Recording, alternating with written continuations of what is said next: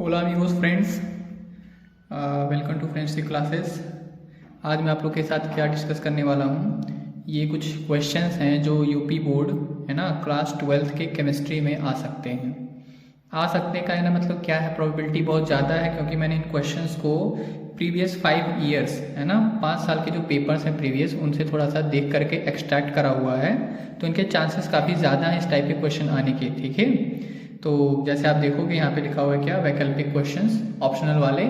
Optional आपके paper में कितने 6 क्वेश्चन होंगे जो कि एक एक नंबर के होंगे, तो उसमें से ये कुछ सवाल हो सकते हैं जिनको आप जरूर अपने माइंड में रखो, इनको जरूर ध्यान में रखो। ठीक है, ये आने के चांसेस बहुत ज़्यादा हैं। ऐसे पहला लिखा है फ्रैंकल तथा शॉर्टकी दोनों दोष प्रदर्शित करने वाला यौगिक है। ठीक, तो ये सॉलिड स्टेट वाले चैप्टर से है, पहले चैप्टर से, जिसमें से हमारा कौन सा ऑप्शन से होगा, AgBr। ठीक है, सिल्वर ब्रोमाइड क्या है, फ्रैंकल शॉर्टकी दोनों इफेक्ट दिखाता है। घनीय निविड़ संकुलन की संकुलन क्षमता होती है। घनीय निविड़ संकुलन, इसको इंग्लिश में हम लोगों ने पढ़ा होगा, सॉलिड स्टेट में क्या होते हैं, इसको CCP पैकिंग बोलते हैं।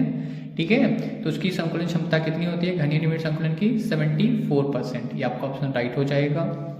NaCl क्रिस्टल की संरचना है, तो NaCl जो है आपका, ठीक है, फलक केंद्रित घनीय मोनोक्लिनिक ऑर्थोरोम्बिक चतुष्कोणीय, तो ये कैसा बनाता है, एक FCC क्रिस्टल फॉर्म करता है। ठीक है, जो कि घनीय होता है। ये भी आपके सॉलिड स्टेट चैप्टर से इंपॉर्टेंट है। आसुत जल की मोलरता, ठीक है, मोलारिटी ऑफ डिस्टिल वाटर या प्योर वाटर आप कह सकते हो, तो इसको ये बहुत बार पूछा गया ऑप्शन, इसका ऑप्शन राइट हो जाएगा 55.56, 55.56। ठीक है, राउट या आसुत जल बोले या फिर शुद्ध जल बोले, ठीक है, दोनों के लिए एक ही बात होगी, प्योर वाटर या डिस्टिल वाटर। राउट का नियम संबंधित है।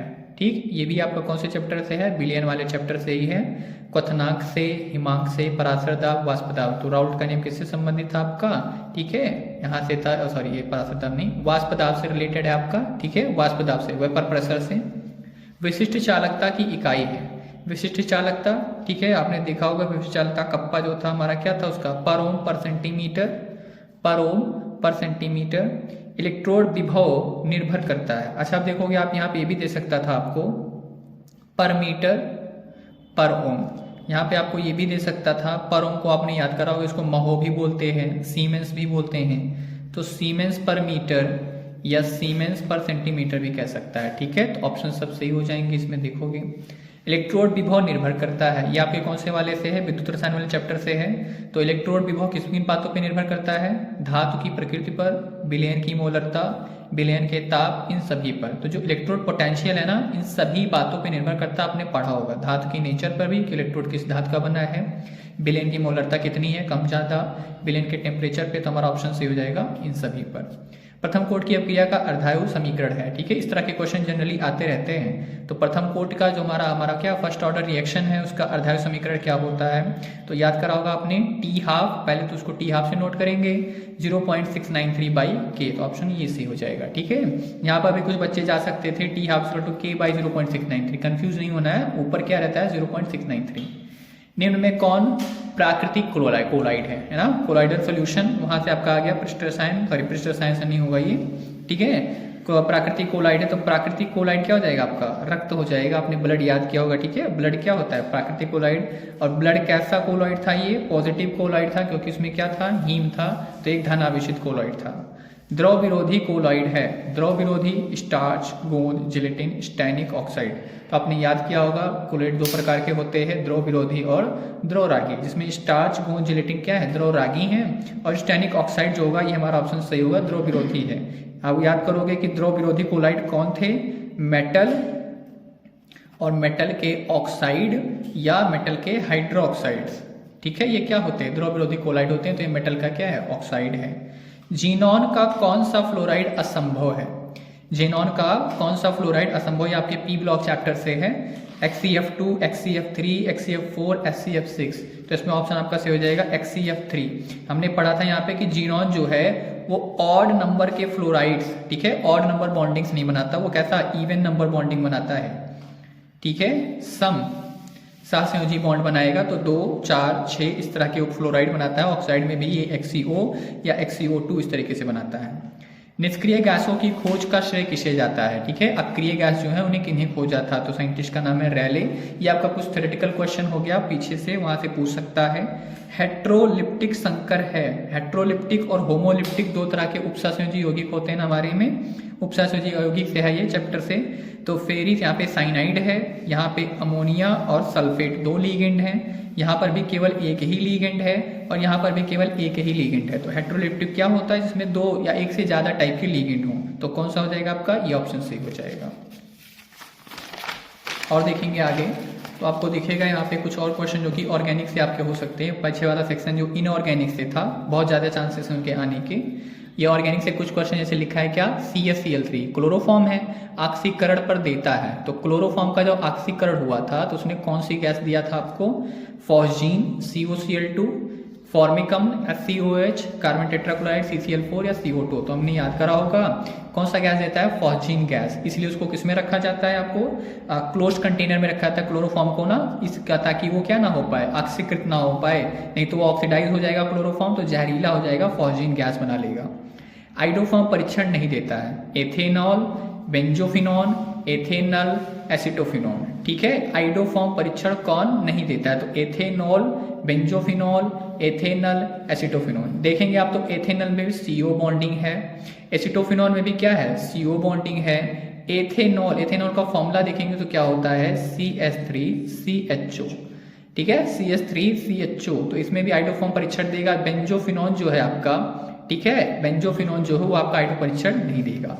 पिक्रिक अम्ल है, पिक्रिक अम्ल है। पिक्रिक अम्ल का देखिए मैंने यहाँ पे स्ट्रक्चर बना दिया है, ये बहुत इंपॉर्टेंट क्वेश्चन बनता है। पिक्रिक एसिड आपका पूछ भी सकता है टिप्पणी में। ठीक है, ट्राइनाइट्रोफिनॉल होगा, तो यहाँ पे ट्राइनाइट्रोफिनॉल कौन सा ऑप्शन सही बैठ रहा है? 2, 4, 6 ट्राइनाइट्रोफिनॉल। ल्यूकस अभिकर्मक किसकी पहचान में प्रयुक्त होता है? तो ल्यूकस रिएजेंट किसके लिए यूज करते हैं हम लोग? एल्कोहल के लिए यूज करते हैं। इसको जरूर याद करेंगे। ल्यूकस अभिकर्मक आपसे पूछ भी सकता है कि ल्यूकस अभिकर्मक की परिभाषा लिखिए या एल्कोहलों का ल्यूकस परीक्षण लिखिए। फैलिक विलयन को अपचयित नहीं करता है। ठीक है, फैलिक विलयन को अपचयित कौन नहीं करता? CH3COH acetic acid, formic acid, formaldehyde, या हमारा पास क्या है? ये एसिटल्डिहाइड है। तो आप देखोगे इसमें जो आपका फॉर्मिक एसिड है इसमें CHO बॉन्ड पाया था, इसमें भी CHO बॉन्ड पाया जाएगा। इसमें भी आपका देखोगे तो CHO ये बॉन्ड पाया जा रहा है। जो हमारा एसिटिक एसिड है ये फैलिक विलयन को क्या होगा? अपचयित नहीं करेगा। अब क्रिया यहाँ पे लिखा हुआ है एक C6H5CONH2, ये आपका क्या है? एमाइड है। ब्रोमीन KOH, देख के याद आ रहा होगा आपको ये कौन सी क्रिया है? Half man bromamide reaction. ठीक है, हाफ मैन ब्रोमामाइड रिएक्शन, इसमें क्या फॉर्म होता है? अमीन फॉर्म होता है ना, अमीन फॉर्म होता है। तो आप देखोगे यहाँ C6H5 है, याद करा होगा कि C6H5 और अमीन फॉर्म होगा NH2, तो ऑप्शन ये सही हो जाएगा। ये आपके कौन से चैप्टर से? नाइट्रोजन युक्त कंपाउंड से। एंजाइम होते हैं तेल, वसा अम्ल, प्रोटीन, खनिज। तो एंजाइम्स क्या होते हैं हमारे? वो क्या है? एक तरह के प्रोटीन होते हैं। सेल्यूलोज है, ये आपका कौन से चैप्टर से है? जैवड़ू से। सेल्यूलोज है मोनोसेकेराइड, पॉलीसेकेराइड, डाइसेकेराइड, ट्राइसेकेराइड। तो सेल्यूलोज क्या है हमारे? पॉलीसेकेराइड है। और सेल्यूलोज के बारे में आपने पढ़ा होगा, क्या बात याद किया होगा? सेल्यूलोज वो हमारा एक तरह का सेकेराइड है जिसे हमारे बॉडी में डाइजेस्ट नहीं किया जा सकता है। ठीक है, इसलिए हम वो फूड नहीं खाते जिनमें क्या हो? सेल्यूलोज हो। तो इसको डाइजेस्ट नहीं कर सकते क्योंकि हमारे बॉडी में सेल्यूलोज को डाइजेस्ट करने वाले, पाचन करने वाले एंजाइम नहीं पाए जाते हैं। DNA में नहीं पाया जाता है। Adenine, guanine, cytosine, uracil. तो आप देखोगे तो एडेनिन, गुआनिन, साइटोसिन, यूरेसिल क्या हमारे? नाइट्रोजनी क्षार है ना, AgCTU, 4-5 होते हैं AgCTU। तो DNA में क्या क्या होता है? AgCT, और हमारे पास RNA में क्या होता है? AgCU। तो DNA में क्या नहीं पाया जाएगा? यूरेसिल नहीं पाया जाता है। ऑप्शन सही हो जाएगा ये। ऐसा याद कर लेंगे, DNA में क्या होता है? AgCT। ठीक है, और RNA में क्या होगा? AgCU हो जाएगा, T नहीं होगा, U हो जाएगा। तो DNA में क्या नहीं पाता? यूरेसिल। ये क्या है? C2H5NH2 एथिलमीन है। एथिलमीन होनो से क्रिया करके, होनो मतलब हाइड्रोजन नाइट्राइड से क्रिया करके क्या बनाता है? C2H4NH3, C2H5OH, C2H5NO2। तो याद करा होगा आपने, अमीन जो है होनो से रिएक्शन करके क्या फॉर्मेशन करते हैं? एल्कोहल का फॉर्मेशन करते हैं। या एल्कोहल बनाने की क्या एक विधि भी है एथिलमीन के द्वारा। हम क्या करते हैं? हाइड्रोजन नाइट्राइड से क्या करेंगे? अल्कोहल फॉर्मेशन हो जाएगा। एथेनॉल, C2H5 को हाइड्रोजन नाइट्राइड तथा लाल फास्फोरस के साथ गर्म करते हैं। ठीक। एथेनॉल HI तथा रेड फास्फोरस के साथ गर्म करते हैं तो क्या बनाता है? C2H5I, C2H6, C2H4, CH3O, CH3। एक चांस में देख करके हमको ऐसा लग सकता है कि OH जो है I के साथ रिप्लेस हो जाएगा और C2H5I बनेगा, लेकिन यहाँ पे क्या फॉर्मेशन होता है? C2H4 का, ठीक है। H भी चलाता है, वहाँ पे OH भी चलाता है। C2H4 मतलब एल्कीन का फॉर्मेशन हो जाता है। फिनॉल को सांद्र H2SO4 की उपस्थिति में थैलिक अम्ल के साथ गर्म करने पर क्या होता है? तो फिनॉल, ठीक है, H2SO4 के थैलिक अम्ल के साथ, तो आप जानते हो जो कंसंट्रेटेड सल्फ्यूरिक एसिड है वो थैलिक अम्ल को क्या कर देगा? एनहाइड्राइड बना देगा, और थैलिक एनहाइड्राइड फिनॉल के साथ रिएक्शन करके क्या फॉर्मेशन करते हैं? फिनोप्थिलीन फॉर्मेशन करता है। तो यहाँ पे अगर थैलिक एनहाइड्राइड बोलता तो आप फिनोप्थिलीन पे मार्क करते, लेकिन थैलिक एसिड बोला है तो क्या होगा? फिनॉल को सांद्र सल्फ्यूरिक कराने पर क्या हो जाएगा? फिनोप्थिलीन होगा यहाँ पे। तो फिनॉल भी है, थैलिक एनहाइड्राइड के साथ रिएक्शन करेगा तो क्या बना लेगा? फिनोप्थिलीन बना लेगा। तो ये आपके कुछ इंपॉर्टेंट क्या थे? ऑर्गेनिक और इनऑर्गेनिक सेक्शन से क्या थे हमारे पास? ऑर्गेनिक इनऑर्गेनिक सेक्शन से हमारे पास ऑप्शनल क्वेश्चन थे जो आ सकते बोर्ड में। ऑप्शन के बाद पेपर का पैटर्न कुछ इस तरीके से है कि आपके 2 और क्वेश्चन नंबर 3 ये होंगे जो कि कैसे होंगे? अति लघुत्तरीय वाले होंगे। अति लघुत्तरीय का मतलब क्या है कि दोनों ही पार्ट से, दूसरे और तीसरे पार्ट से 4-4 सवाल होंगे जिनके ईच का कैरी नंबर कितना होगा? 2 होगा। मतलब दूसरा तीसरा मिलाकर के 16 नंबर के क्वेश्चन होने वाले हैं, जिसमें आपको क्या अति लघुत्तरीय क्वेश्चन पूछे जाएंगे, जिसमें जो इंपॉर्टेंट क्वेश्चन है मैंने उनको नोट डाउन करा है, ठीक है, प्रीवियस पेपर से मैच करके, जो कि जब पूछे गए हैं तो उनको आप याद कर लोगे जरूर से। पहला क्वेश्चन क्या है? शॉटकी या फ्रेंकल दोष की व्याख्या कीजिए। दोनों में से कोई भी जनरली पूछ लिया जाता है कि शॉटकी दोष क्या होता है ठोसों में, या फ्रेंकल दोष ठोसों में क्या होता है। बी, क्रिस्टलीय ठोस किसे कहते हैं? इसके 2 उदाहरण याद कीजिए, ठीक है।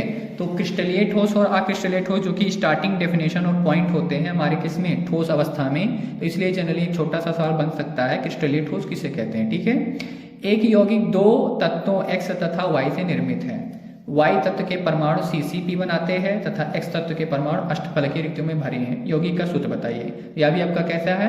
सॉलिड स्टेट वाले चैप्टर से है ना। सॉलिड स्टेट वाले चैप्टर से क्या हो जाएगा? X और Y यहाँ पे फॉर्मूला आएगा, करा होगा आपने। अगर आप ये क्वेश्चन नहीं कर पाते हो तो इसको मार्क करके रख लो, मैं इन क्वेश्चंस को अगले वीडियो में कराऊंगा, ठीक है। जो भी क्वेश्चन इसमें आएंगे लॉन्ग आंसर वाले या न्यूमेरिकल वाले को अगले वीडियो में मैं कराऊंगा। मोलरता तथा मोलकता में अंतर स्पष्ट कीजिए। ये क्वेश्चन इंपॉर्टेंट बनता है क्योंकि पेपर थोड़ा सा क्या है ना, मॉडरेट आ रहा है इस बार, है ना, इजी टाइप का आ रहा है, तो ये क्वेश्चन बन सकता है आपका, आ सकता है पेपर में। मोलर उन्नयन स्थिरांक किसे कहते हैं? ये एक इंपॉर्टेंट क्वेश्चन बनता है किस वाले चैप्टर से? आपके बिलेन से। KB और KF दो यहाँ पे कॉन्स्टेंट है आपके पास, KB और KF, ठीक है। ये आपसे पूछे जा सकते हैं। एक है मोलर उन्नयन स्थिरांक और मोलर अवनमन स्थिरांक, जो कि हमारे किसमें? क्वथनांक में और हिमांक में होते हैं, तो इसको जरूर से याद कर लेना। फैराडे के विद्युत अपघटन का प्रथम नियम लिखिए। ये कौन से चैप्टर से? आपके विद्युत रसायन वाले से, है ना। विद्युत रसायन में फैराडे में जो विद्युत अपघटनी सेल था वहां पे 2 नियम दिए थे, फैराडे का प्रथम नियम और फैराडे का द्वितीय नियम, ठीक है। तो प्रथम नियम हमारा क्या था? अगर थोड़ा सा एक वर्ड में डिस्क्राइब करो तो इसको उसका क्या था? W=ZIT। ये हमारा फर्स्ट लॉ था। इसी को आपको क्या वर्डिंग्स में इसको एक्सप्लेन कर देना है, फॉर्मूला लिख देना है, ठीक है। संक्षारण को परिभाषित कीजिए। संक्षारण जो भी क्या है, ये भी आपका वैद्युत रसायन वाले चैप्टर से, ये लोहे में या फिर धातु में किस तरीके से संचारण होता है, रेडॉक्स अपक्रिया वहां पे होती है, वो लिख करके दिखा दीजिए, ठीक है, बता दीजिए उसके बारे में। अब क्रिया के वेग स्थिरांक को परिभाषित कीजिए। अब क्रिया का वेग स्थिरांक मतलब क्या पूछ रहा है? ये K, ठीक है, K को परिभाषित कीजिए। तो आपने पढ़ा होगा कि जो हमारा रेट लॉ है उसने ROR को इक्वल किया था किसके?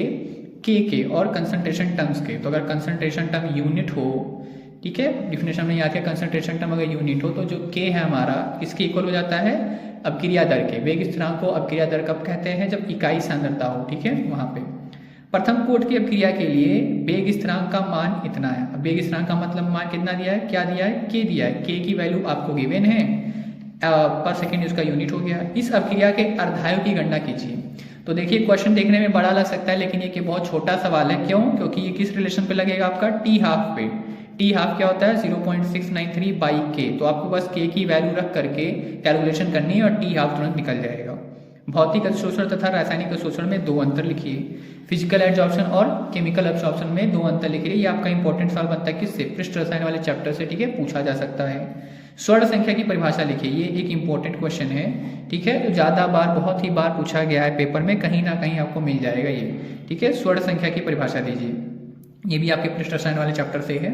टिंडल प्रभाव को उदाहरण द्वारा स्पष्ट कीजिए। ये आपका क्या है, कोलाइडो का एक गुण है, उसमें टिंडल प्रभाव क्या होता है कोलाइडो का, ऐसे भी पूछ सकता है, ठीक है। या कोलाइड के किसी एक गुण का उल्लेख कीजिए, तो उसमें टिंडल प्रभाव है, आप बता सकते हो।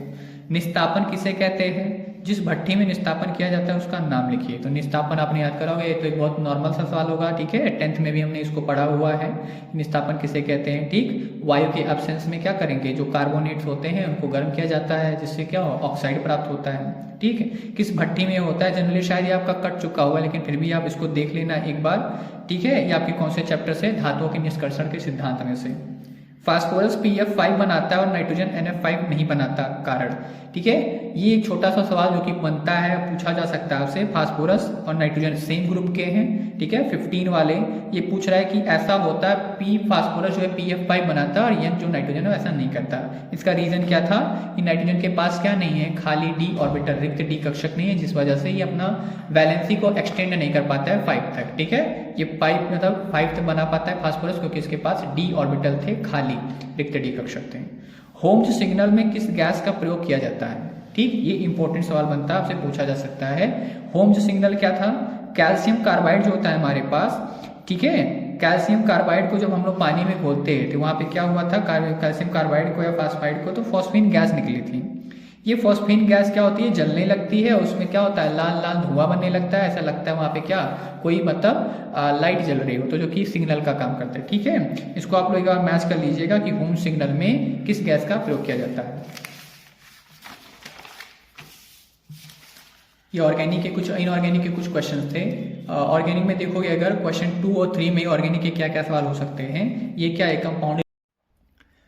तो क्वेश्चन 2 और 3 में ऑर्गेनिक वाले सेक्शन से क्या, पीछे जो हमने देखा वो कौन से इनऑर्गेनिक के क्वेश्चन थे, अकार्बनिक रसायन में से, वहां से क्वेश्चन ये हो सकते हैं। इनऑर्गेनिक वाले में अगर देखोगे तो ये आपका क्या लिखा है, कंपाउंड लिखा है में CO का प्रभावी परमाणु क्रमांक EAN, ठीक है। आप देखिए उसका डेफिनेशन भी आपसे पूछ सकता है कि प्रभावी परमाणु क्रमांक की परिभाषा दीजिए उपसंयोजी यौगिकों में। तो कोबाल्ट का यहाँ क्या क्या देखना है आपको, EAN बताना है, कैलकुलेट करना आपने सीखा होगा, ठीक है। नहीं सीखा होगा तो मैं अगले वीडियो में सभी क्वेश्चंस को कराऊंगा, जो भी मतलब न्यूमेरिकल वाले हैं, या थोड़ा सा हमको क्या छोटे 2-3 लाइन के क्वेश्चन से तुरंत हो जाएंगे, उसको मैं करा दूंगा।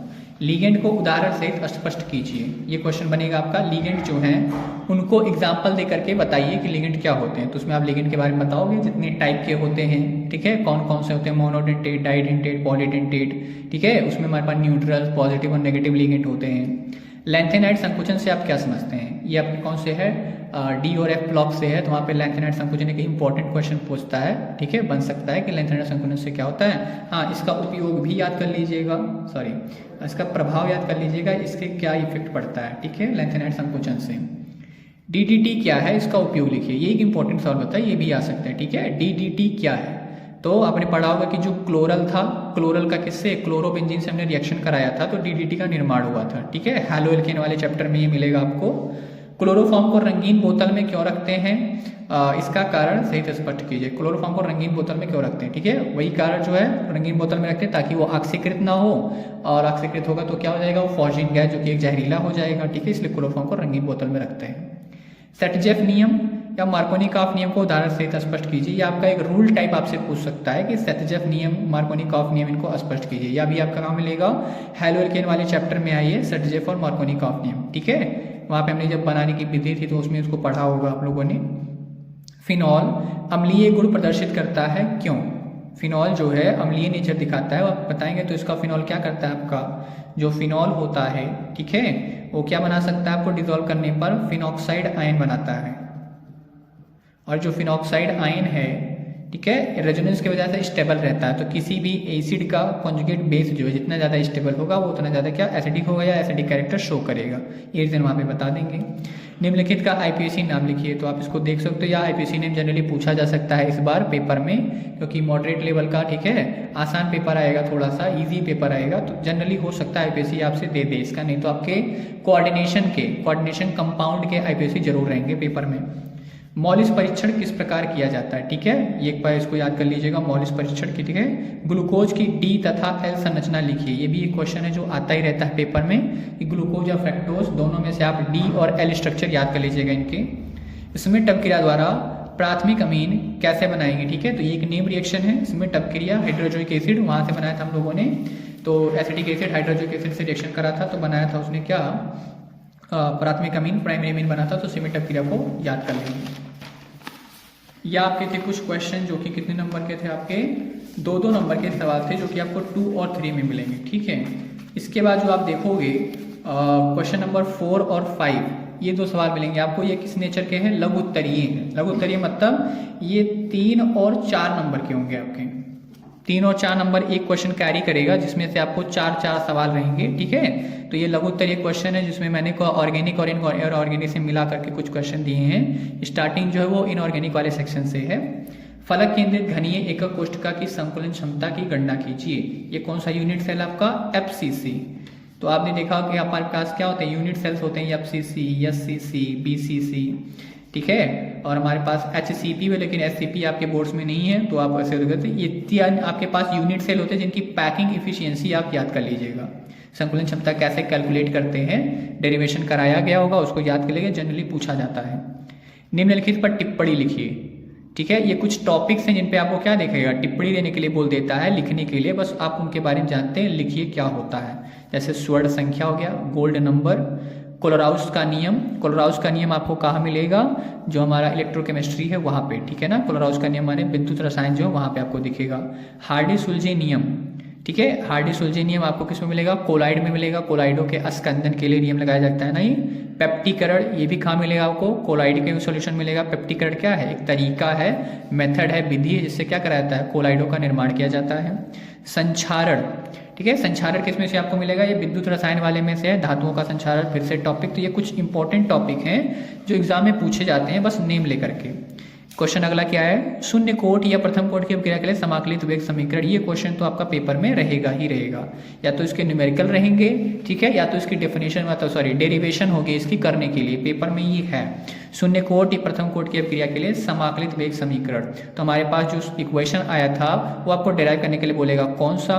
अगर मैं आपको बताऊं तो T=2 आया था A0 - A/K, ये हमारा 0 ऑर्डर के लिए आया था, ठीक है। और फर्स्ट ऑर्डर के लिए हमारे पास T आया था log A0/A, यहाँ 1/K। इस इक्वेशन को डिराइव करने के लिए आपको बोल देगा, ये क्वेश्चन रहेगा आपका, या तो इस पे न्यूमेरिकल रहेंगे या तो ये क्वेश्चन रहेगा।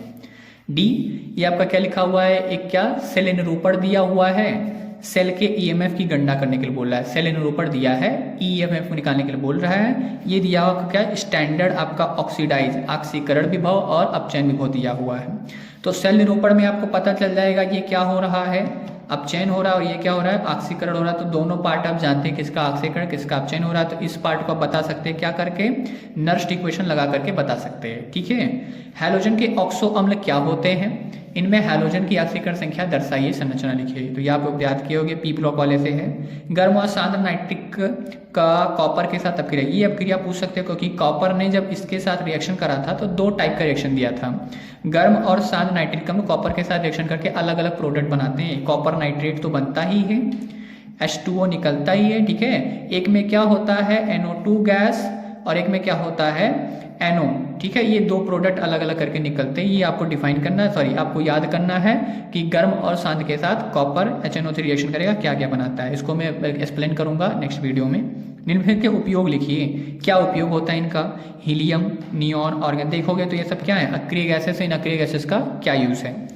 निम्नलिखित का IPC नाम लिखिए, ये आपका क्वेश्चन रहेगा ही रहेगा, ठीक है। कोऑर्डिनेशन चैप्टर से इनका IPC नाम लिखने के लिए, ठीक है, सीखा होगा आपने, नहीं तो अगले वीडियो में मैं इनको बताऊंगा कि इसका IPC नाम लिखेंगे, क्या लिखेंगे, कैसे लिखते हैं। संयोजकता आबंध सिद्धांत, वैलेंस बॉन्ड थ्योरी के आधार पर समझाइए कि NiCN4 वर्ग समतलीय है और NiCl4 चतुष्फलकीय है, ठीक है। ये भी वहाँ पे आएगा आपके हाइब्रिडाइजेशन से क्या होता है, डिफाइन हो जाता है कि वर्ग समतलीय होगा या चतुष्फलकीय। एक लाइन में अगर मैं बताऊँ आपको तो चतुष्फलकीय के लिए हाइब्रिडाइजेशन आया था sp3 और वर्ग समतलीय के लिए हाइब्रिडाइजेशन क्या आया था, DsP2, ठीक है। तो जब हम क्या करते हैं इनका कॉन्फ़िगरेशन करेंगे तो पता चल जाता है ये स्ट्रॉन्ग लिगेंड है, तो कंबाइन कर देगा तो sp3 यहाँ पे क्या हो जाएगा, DsP2 हो जाएगा। और ये वीक लिगेंड है, कंबाइन नहीं कर पाएगा तो sp3 होगा, ठीक है। ये कुछ क्वेश्चंस आपके बनेंगे चौथे और पांचवें में से। आप देखोगे ये कुछ ऑर्गेनिक व इनऑर्गेनिक वाले थे। ऑर्गेनिक सेक्शन से आपके प्राथमिक, द्वितीयक, तृतीयक एल्कोहल में पहचान लिखे तथा समीकरण दें, ठीक है। प्राइमरी, सेकेंडरी और टर्सरी अल्कोहल में क्या करनी है आपको, पहचान करनी है, मतलब उनका टेस्ट करना है। तो देखा होगा आपने उसमें क्या हमारे परीक्षण आएंगे, होनो सिलेक्शन कराने पर क्या क्या होता है। क्लोरोबेंजीन का हाइड्रोजनीकरण, नाइट्रीकरण, सल्फोनीकरण तथा फ्रीडल क्राफ्ट अभिक्रिया का समीकरण लिखिए। आप देखोगे इसमें क्लोरोबेंजीन दिया हुआ जो कि हैलोअल्केन चैप्टर से है, उसका हाइड्रोजनीकरण, नाइट्रीकरण, सल्फोनीकरण और फ्रीडल क्राफ्ट अभिक्रिया आपसे पूछ रहा है। ठीक, क्या क्या बनता है जानते हो, योगात्मक अभिक्रिया होती है, जोड़ देना वहां पे। हैलोअल्कीन बनाने की दो सामान्य विधियां लिखी हैं, उनका KOH, एल्कोहलिक KOH से लिखा है ना, और AgCN के साथ अभिक्रिया लिखा है। तो AgCN के साथ करा था रिएक्शन इसने, तो क्या बनाया था आप जानते हो ना, आइसोसाइनाइड बना था। एल्कोहलिक KOH के साथ रिएक्शन करा था तो क्या हुआ था, एल्कीन फॉर्मेशन हुआ था। हैलोअल्केन है ना, KOH वहां पे निकलेगा तो H2O निकल जाएगा, अल्कोहल होगा। तो ग्लूकोज की फेनिल हाइड्रोजन से क्रिया कराइए, या इसको आपको नाम दे सकता है ओसाजोन अभिक्रिया। ठीक है, डायरेक्ट नाम लेकर के पूछ सकता है, नहीं तो ग्लूकोज की फेनिल हाइड्रोजन से रिएक्शन कराने पर क्या बनेगा ये पूछ सकता है आपसे। ये आपका बायोमोलिक्यूल जैवड़ों से है। ग्लूकोज से ग्लूकोज सेरिक अम्ल और सॉर्बिटॉल कैसे प्राप्त करेंगे, ये भी आपका रिएक्शन है। ग्लूकोज का ऑक्सीकरण कराते हैं तो क्या बनता है, ग्लूकोज सेरिक बनता है, और ग्लूकोज का क्या अपचयन, ग्लूकोज का अपचयन कराने पर क्या बन जाता है, सॉर्बिटॉल बन जाता है, एल्डिहाइड ग्रुप होता है, अल्कोहल में क्या होता है, अपचयित हो जाता है। एथिल अमीन बनाने की प्रयोगशाला विधि का सचित्र वर्णन एवं इसकी संबंधित परिभाषाएं लिखिए। ठीक है, अभिक्रियाएं लिखिए, सॉरी। तो एथिल अमीन प्रयोगशाला में कैसे बनाते हैं वो आपसे पूछ लेगा। ठीक है, प्रयोगशाला में बनाने की विधि याद कर लीजिए और इसके संबंधित अभिक्रिया मतलब अमीन के 2-3 रिएक्शन याद कर लीजिए जो इसके नीचे आप लिख सको। फिर आपका सेक्शन होगा 6वां और 7वां क्वेश्चन नंबर, ये लास्ट क्वेश्चन होंगे आपके, जिसमें 2 सवाल रहेंगे जो कि 5-5 नंबर के होंगे। ठीक है, मतलब जो 6वां और 7वां सेक्शन है ये मिला करके आपका 20 नंबर का होगा। ठीक, क्या क्या चीजें इसमें आ सकती हैं, निम्नलिखित का वर्णन कीजिए, ये सवाल आते हैं जिसमें आपको नेम रिएक्शन पक्का मिलेंगे क्वेश्चन में। ये कुछ इंपॉर्टेंट नेम रिएक्शन है जो हर बार पेपर में रहते ही रहते हैं। ठीक है, 100% इसमें से आएंगे ही आएंगे। क्लियर है, तो इन नेम रिएक्शंस को आप रिवाइज कर लोगे, याद कर लोगे। जैसे कार्बिलामीन अभिक्रिया है, ठीक है, ये क्लोरोफॉर्म का था, आइसोसाइनाइड टेस्ट। हाफमैन ब्रोमामाइड अभिक्रिया, ये आपका अमीन बनाने की विधि है। एल्डोल संगनन अभिक्रिया एल्डिहाइड से। HVZ अभिक्रिया, ठीक है, HVZ क्या था, एसिटिक एसिड, वहां से है, या इसका पूरा नाम क्या था, हेलवोलॉर्ड जेलेंस्की अभिक्रिया। क्लेमेंसन अपचयन है, ठीक है, अपचयन कराया गया था हम लोगों ने, एल्डिहाइड का अपचयन कराया था, तो वहां पे है। वुड्ज फिटिंग अभिक्रिया, ये अलग अपचयन क्यों था, जिंक HG के उपस्थिति में कराया था, तो एल्डिहाइड ने क्या एल्कीन दिया था, है ना, अलग अपचयन था। वुड्ज फिटिंग अभिक्रिया, ये हैलोअल्केन और हैलोअरीन वाले चैप्टर से। रोजनमुंड अभिक्रिया, ठीक है, इटार्ड अभिक्रिया, ये आपके पूछे ही जाते हैं, तो इनको आप याद कर लोगे। कुछ और क्वेश्चन हैं, ठीक है, जो इसके हो सकते हैं।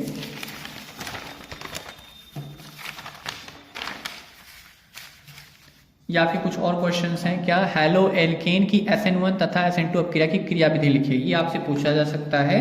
SN1 और SN2 मैकेनिज्म हैलोअल्केन का, ठीक है, टर्सरी और प्राइमरी अल्कोहल का मैकेनिज्म तब को याद कर लोगे। कैसे प्राप्त करेंगे, ये भी क्वेश्चंस आपको पेपर में दिखेगा। कुछ ये मैंने कन्वर्जन दिए हुए हैं, ऐसे इसी तरह के आप ये कन्वर्जन कर लोगे तो कुछ थोड़ा सा दिमाग में आ जाएगा। ठीक है, हाँ, ऐसे ऐसे कन्वर्जन आ सकते हैं। ये कुछ इंपॉर्टेंट कन्वर्जन मैंने लिखे हुए जो जनरली पूछे जाते हैं। फिनॉल से पिक्रिक अम्ल बनाना, फिनॉल से फिनोप्थलीन बनाना, बेंजीन से एसिटोफिनॉल बनाना, क्लोरोफॉर्म से क्लोरल बनाना, ठीक है, बेंजोइक अम्ल से एनिथिलीन, 1 ब्रोमोपेंटेन से 2 ब्रोमोपेंटेन, फिनॉल से सैलिसल्डिहाइड, एसीटोन से क्लोरोफॉर्म। आप इनको कॉपी में देख लेना, अपने नोट्स में आपने इनको लिखा ही होगा, इनको याद कर लीजिए, नहीं तो मैं अगले वीडियो में इसको दिखाऊंगा कि ये किस तरीके से क्या क्या बनते हैं और उसमें क्या लिखना है आपको। डी क्वेश्चन जो मिलेगा आपको, नाइट्रिक अम्ल बनाने की ओस्टवाल्ड विधि का सचित्र वर्णन कीजिए, उसके रासायनिक समीकरण लिखिए। नाइट्रिक अम्ल क्यों इंपॉर्टेंट बनता है इस साल, क्योंकि आप देखोगे जो सल्फर वाला पार्ट है आपका ना 16 वाला, जहां से आपके H2SO4 बनाने के, सल्फ्यूरिक अम्ल बनाने की विधि आती थी, संपर्क विधि या सीसा कक्ष विधि, तो सल्फर कट चुका है। ठीक है, तो आप इसको याद कर लोगे। ठीक है, नाइट्रिक अम्ल बहुत ज्यादा इंपॉर्टेंट बनता है। फिर देखो ये क्वेश्चन क्या है, अमीनो अम्ल तथा प्रोटीन की परिभाषाएं लिखिए। ग्लूकोज अणु में 5 हाइड्रोक्सिल समूह, एल्डिहाइड समूह और कीटोन कार्बोक्सिलिक समूह होने के पुष्टि हेतु अभिक्रियाएं लिखिए। तो कुछ रिएक्शन है आपके जो जानते होंगे, आप लिखे होंगे कि कौन कौन से रिएक्शन है जो इन ग्रुप्स को क्या करते हैं, बताते हैं कि ग्लूकोज में ये फंक्शनल ग्रुप हैं, उनको आप याद कर लेंगे। इंपॉर्टेंट सवाल बनता है ग्लूकोज से ये। फिर आपको ये क्वेश्चन भी दिख सकता है पेपर में, ठीक है, रहेगा ही रहेगा। क्या होता है जब बोलेगा आपसे रिएक्शन करने के लिए कि रिएक्शन करेगा तो क्या बनेगा, एथिलअमीन की NaNO2 सोडियम नाइट्रेट HCl से क्रिया करेगा। ठीक है, क्लोरोबेंजीन नाइट्रिक अम्ल के साथ अब क्रिया करेगा, एथिल क्लोराइड। ये तो आप इसका स्क्रीनशॉट ले लो। अगले वीडियो में क्या करूंगा, मैं इनको डिफाइन करूंगा, ठीक है, रिएक्शन इनको बता दूंगा आपको, ताकि अगर आपने ना सर्च किया हो, नोट्स में ना लिखा हो, तो आप एक बार देख पाओ इनके आंसर क्या होंगे। बाकी ये मैंने क्या थे कुछ क्वेश्चन बताए जो आ सकते हैं आपके बोर्ड में, बहुत ज़्यादा चांसेस हैं आने के। मैं ऐसा नहीं कह रहा हूँ कि यही सवाल आएंगे। हाँ बस अगर आप इन क्वेश्चंस को देख लोगे तो आपको क्या होगा, ओवर भी मिल जाएगा, है ना। तो क्या करो, बाकी क्वेश्चंस को जाके देख लो, और देखने के बाद आपको सभी पूरे चैप्टर्स का ओवर भी मिल जाएगा। बाकी क्या तैयारी करते रहो, ठीक है। नेक्स्ट वीडियो में मैं इन सब के सॉल्व बता दूंगा आपको कि इनका आंसर क्या होगा, ठीक है। Best of luck.